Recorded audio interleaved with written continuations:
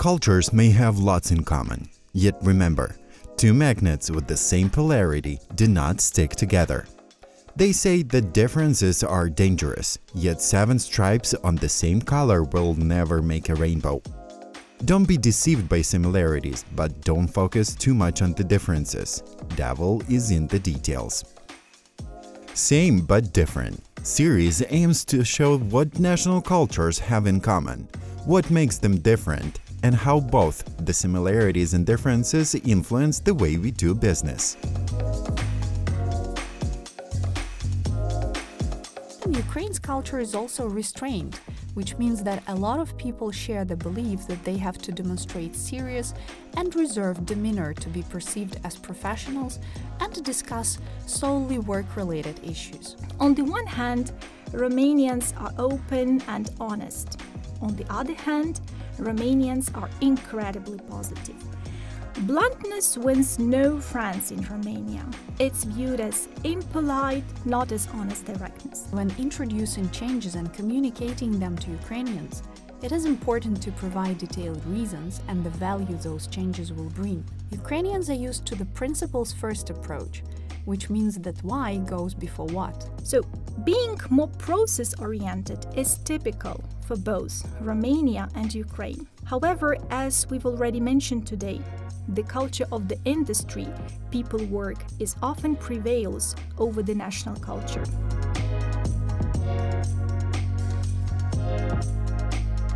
Welcome to another episode of Same But Different. The two countries we're talking about today are not only close geographically, but also belong to the same culture cluster called pyramid. High hierarchy, low individualism, and high uncertainty avoidance are some of the distinguishing features the countries from this cluster share. Right. These cultures are characterized by formality and procedures, expert approach, top-down management. People respect what you inspect and are impressed by academic background and connections. The countries we're zooming in on today are Romania and Ukraine. But before we get down to exploring their similarities and differences, let us share some IT-related stats about both countries with you. Both Romania and Ukraine are in the top 3 countries by the number of software developers in Eastern Europe. The Ukrainian talent pool, which in 2022 numbered over 298,000 developers, has seen sustainable growth over the years, with approximately 39,000 ICT and engineering grads joining every year. The number is just impressive. If you look at Romania, the technology sector has been experiencing steady growth as well, primarily fueled by a highly qualified workforce. Notably, the ICT sector contributes around 6.2% of the country's GDP. Romania's strong position as an outsourcing destination is evident from its ranking of the 30s in the Kerning Global Services Location Index 2023. SoftServe opened its office in Romania in May 2022. So while preparing for this podcast, we interviewed our colleagues from both Romania and Ukraine, and we are ready to share our findings with you. So let's explore them together and learn how to bridge possible cultural gaps. Yeah, let's start with small talk. You might have heard that small talk is not a done thing in Ukraine. I would say that it might be true and might be not, depending on the situation. In everyday life, Ukrainians are very unlikely to make small talk with strangers on public transport, standing in lines, or being serviced by a shop assistant, unless it's a corner shop where you've been buying your groceries for ages and you know the shop assistant really well. Historically, Ukrainians are suspicious of strangers asking them personal questions, as during the communist rule, sharing such information could lead to dire consequences. But of course, when it comes to groups of people where everybody knows each other pretty well, for example, project teams, people willingly engage in small talk during social events or before the main part of the meeting. So if you're talking to a friend or an acquaintance, the question "how are you" might be taken too literally, and you might get a detailed report of everything that's been going on in this person's life recently, often including a lot of complaints. But I guess people bond through grumbling in many other cultures as well. So unlike in English-speaking countries, the question "how are you" is not just a form of politeness that goes together with a greeting. Inessa, that resonates with me too well. What about small talk in work-related situations? If we talk about client meetings, Ukrainians might be quite self-contained. On the one hand, it could be explained by the habit of being reserved around strangers in general, and especially with those of a higher rank, as Ukraine's culture is very hierarchical. In addition, Ukraine's culture is also restrained, which means that a lot of people share the belief that they have to demonstrate serious and reserved demeanor to be perceived as professionals and to discuss solely work-related issues. There is also an observation of Erin Meyer, the author of the famous book The Culture Map. She argues that in cultures where trust is task-based, small talk is an instrument to build this minimum necessary rapport to be able to start working together. In Ukraine's culture, trust is relationship-based, which means that work relationships build up more slowly over the longer term, and making small talk is not enough for that. So why bother? Of course, the longer we work with people, the more comfortable we feel, and the more we'll be ready to engage in small talk and share some personal information. Having said that, we shouldn't forget about people's individual preferences and communication styles. You shouldn't really take Ukrainians' unwillingness to make small talk as coldness, unfriendliness, or arrogance. We just need some time to warm up and open up to people. Yuliya, from my observations, attitude to small talk is something Ukraine shares with other East European countries. What about Romania? Is small talk an integral part of communication there? You know, Inessa, one comparison that is often made regarding the different ways people in certain regions or countries communicate is whether the area is a peach culture or a coconut culture.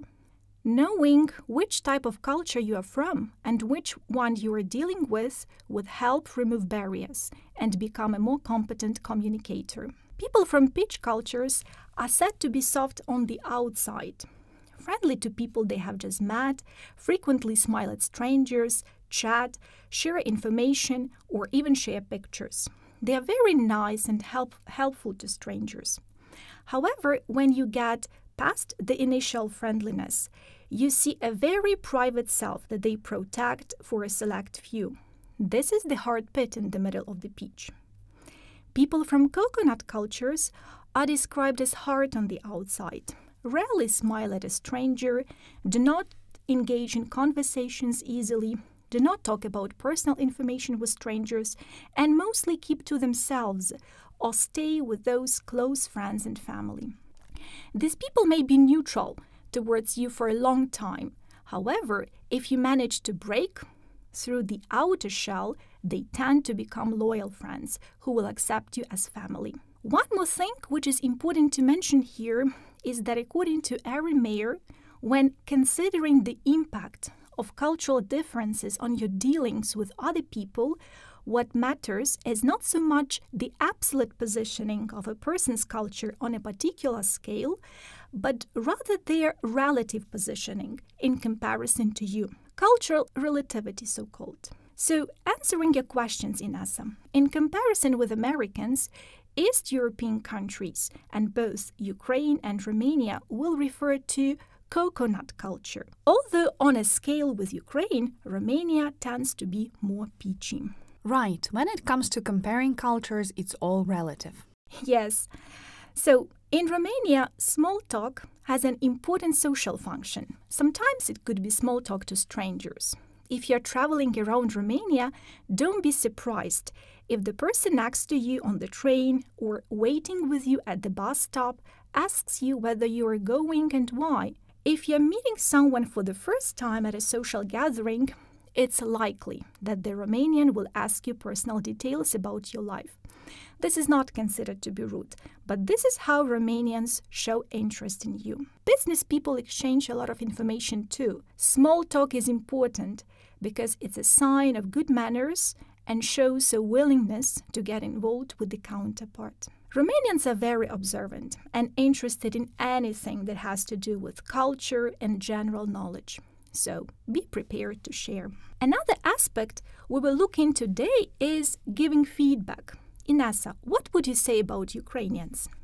The manner in which people from a certain country provide negative feedback is another dimension which helps us explore cultures and create strategies for effective communication. Erin Meyer, whom we've already mentioned today, places Ukraine closer to the direct end of the spectrum. What does it mean? It means that negative feedback is provided quite honestly and even bluntly and is not intertwined with positive messages. At school and universities and in some industries, negative feedback to an individual might be given in front of a group of their peers or colleagues. I believe that it lies in the educational system of the past, when much less emphasis was put on praising and encouraging than correcting and criticizing. You know, Yuliya, it makes me think back of my school years, and I used to study really well. When I came home with a 5, which was the highest grade at school until the year 2000, when a 12-point assessment scale was introduced in Ukraine, my dad would say something like,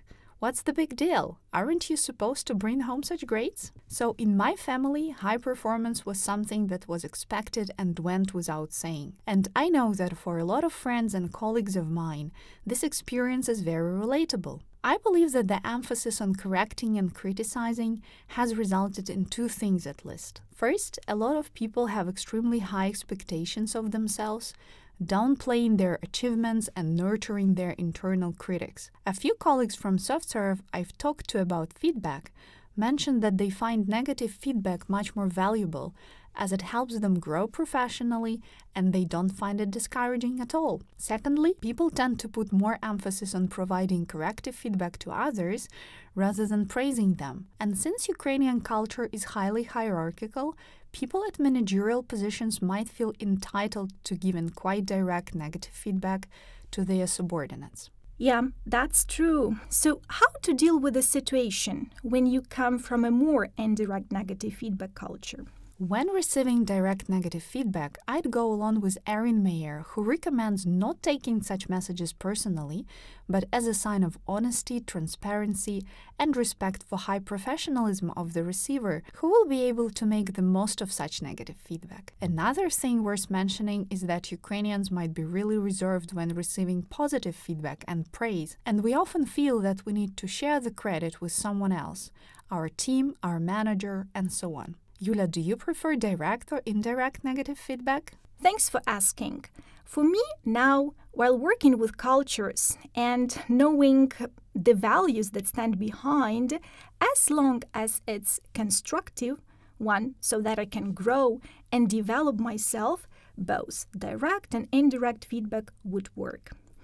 Inessa, I totally support what you've shared. Straightforwardness is what you can often hear while working with Ukrainians. The recent case we've bumped into is about Ukrainians and Romanians working together in Romania. The feedback was that Ukrainians are very much direct, not diplomatic. And the question is, why is it so if generally we have the same approach towards the communication style? On the one hand, Romanians are open and honest. On the other hand, Romanians are incredibly positive. Bluntness wins no friends in Romania. It's viewed as impolite, not as honest directness. Negative aspects of criticism are dressed up in a friendly and positive manner. The guiding principle is tough with business, gentle with people, and it's important not to be judgmental.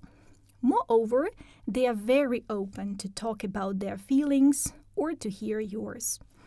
When it comes to relationships, Romanians like to keep open lines of communication. They want to hear why you're upset, and they expect you to listen when they are upset too. Cultural specifics play a huge role in the way of giving feedback.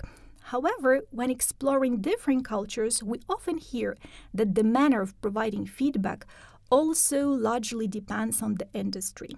So at SoftServe, we are working to help our associates raise their awareness of their communication culture and one of their colleagues to build effective communication strategies together. Yuliya, thanks for sharing your findings, and we're moving on to another aspect of behavior and communication that was highlighted during our research, which is Ukrainians being result-oriented. The dimension which is partly responsible for this behavior reflects whether people are more motivated by achieving success or feeling comfortable while working towards their goals. Both Romania and Ukraine score quite low in this dimension, which means that both countries value relationships, a comfortable working environment, and strive for consensus with their colleagues. Yes, agree. So, being more process-oriented is typical for both Romania and Ukraine. However, as we've already mentioned today, the culture of the industry people work is often prevails over the national culture. For instance, if we talk about motivation, at our company, the score is slightly higher than average national score, which means that people are more achievement-oriented. This could be explained by the fact that the agile methodology, largely used in the IT field, implies getting tangible results at the end of every iteration. This requires being result-oriented. However, Romanians might see Ukrainians as more direct and result-oriented because of higher uncertainty avoidance, worrying about the final result, and higher power distance, feeling entitled to check and control at leading and managerial positions. Inessa, is there anything else that we would like to highlight as a difference between Ukrainians and Romanians? Yes, there is one more thing that popped up while we were interviewing our colleagues. That's attitude to change. I'd say Ukrainians might often be suspicious or even fearful of changes.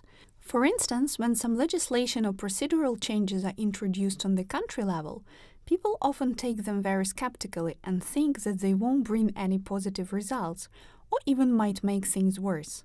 A lot of people would be ready to tolerate a situation which is already negative, provided it does not deteriorate. As an emerging economy, Ukraine has been through a lot of political and economic upheavals over the last 30 years, so people strive for stability. If we consider Ukrainians' attitude to change from the perspective of Hofstede dimensions, we'll see that Ukrainians' culture is extremely uncertainty avoidant, scoring 95 out of 100, and long-term oriented, 86 out of 100. It means that Ukrainians often take changes as a threat rather than opportunity, that we need detailed planning and prefer to have context and relevant background information. That is why when introducing changes and communicating them to Ukrainians, it is important to provide detailed reasons and the value those changes will bring. Ukrainians are used to the principles-first approach, which means that why goes before what. You should also be prepared for a fair amount of skepticism and people saying that it would be impossible to do what you'd like them to. However, if you ask questions about what it would take to make it possible and provide your colleagues with necessary resources, time, and reprioritize the existing scope of work, you'll be able to turn a no into a yes. Yes, that is so true about us. It's important to introduce changes step by step if we don't want to meet with resistance. However, on the contrary to Ukrainians, Romanians will grasp the opportunity offered by a breakthrough idea if they identify a personal or group benefit. They would rather grab an opportunity and make the best of it, rather than invest in long-term projects and relationships, scoring 52 out of 100 for long-term orientation. People have accepted that change is an inevitable part of life, so now it's generally accepted, though still not pursued with passion. Romanians do not have endless patience to wait for the benefits of change, so leaders have to focus on immediate results. Due to the high uncertainty index at the start of any business discussion, it's important to agree on a framework for dealing with unexpected situations. But in terms of detailed planning, they value flexibility and the ability to deliver in challenging circumstances more than they value strict implementation of commitments and rigid deadlines. Managers are suspicious of grand plans. Plans are reconsidered at time of implementation and followed only if the plan seems rational then. Thank you, Yuliya. We've already mentioned that the corporate culture you belong to might prevail over your national culture. That's why I'll take the liberty to assume that people working in the IT sector are much more willing to embrace changes. If you think about it, it would be impossible to innovate, try out new solutions, and accommodate our clients' changing needs with strong uncertainty avoidance and change aversion, right? Right you are. To sum it all up, the thing we have to remember is that culture starts and ends with you. We are working with individuals that might have their own preferences and needs. The best way of effective collaboration would be not to jump to conclusions straight away, but observe people's behaviors, ask them questions, develop perspective-taking skills, and try to adjust the communication strategy together.